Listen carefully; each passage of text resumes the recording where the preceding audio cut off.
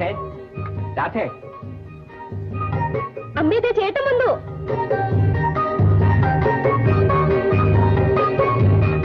രാധേ, നിനക്ക് ഈ സാരി എവിടെ നിന്ന്? ചേട്ടാ, മുല്ലശ്ശേരിയിലെ ശ്രീദേവി ചേച്ചി ഇവിടെ വന്നിരുന്നു. ശ്രീദേവി ചേച്ചി എനിക്ക് പിറന്നാൾ സമ്മാനമായി തന്നതാ. നീ ഈ സാരി വാങ്ങേണ്ടതില്ലായിരുന്നു. ശ്രീദേവി ചേച്ചി എന്നെ കളിയാക്കുകയൊന്നും ചെയ്തില്ല. എന്നോട് ഒത്തിരി വർത്തമാനം പറയുകയും ശരിക്കും എല്ലാം ചെയ്തു. ശ്രീദേവി ചേച്ചി എനിക്കിഷ്ടമായി. അതുകൊണ്ടാണ് ഞാൻ ഈ സാരി വാങ്ങിയത്. എന്റെ ചേട്ടൻ ഇതുപോലൊരു ചേട്ടത്തിയെ കൊണ്ടുവന്നാൽ എനിക്ക് വളരെ ഇഷ്ടമായേനെ. ഓഹോ, ഇപ്പൊ അങ്ങനെയായോ?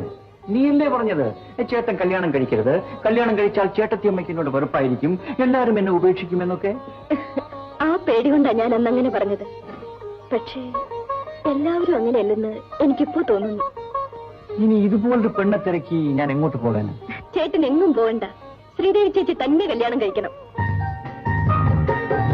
ചേച്ചി എന്നെ പ്രസാദം തൊടിയിച്ചപ്പോൾ ഞാൻ അറിയാതെ ഓർത്തുപോയി, ശ്രീദേവി ചേച്ചി തന്നെ എന്റെ ചേട്ടത്തിയമ്മയായിരുന്നെങ്കിലെന്ന്. ആ, എന്നാളൊരു കാര്യം ചെയ്യാം. ഞാൻ ഇപ്പൊ തന്നെ ലീവ് എടുത്ത് കല്യാണം കഴിച്ചിട്ട് വന്നാലോ? എന്റെ ദേവി, ഇപ്പോഴെങ്കിലും അവന് നേർക്കുറ്റി തോന്നിയല്ലോ. ചേട്ടാ, ശ്രീദേവി ചേച്ചി എത്ര സുന്ദരിയാണ്. എന്റെ പൊന്നഞ്ചേച്ചി, നീ അവളേക്കാൾ എത്രയോ സുന്ദരിയാണ്. സംശയമുണ്ടെങ്കിൽ ആ കണ്ണാടി പോയി നോക്കും. ചേട്ടാ, ചേട്ടൻ എന്തൊക്കെ പറഞ്ഞാലും ഞാൻ എങ്ങനെയെല്ലാം അണിഞ്ഞൊരുങ്ങിയാലും ഞൊണ്ടിപ്പെണ്ണ് എങ്ങനെയാ സുന്ദരിയാവുന്നത്?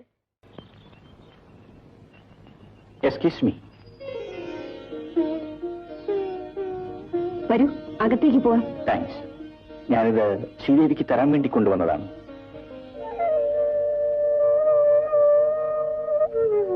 എന്താ ഡോക്ടർ ഇത്?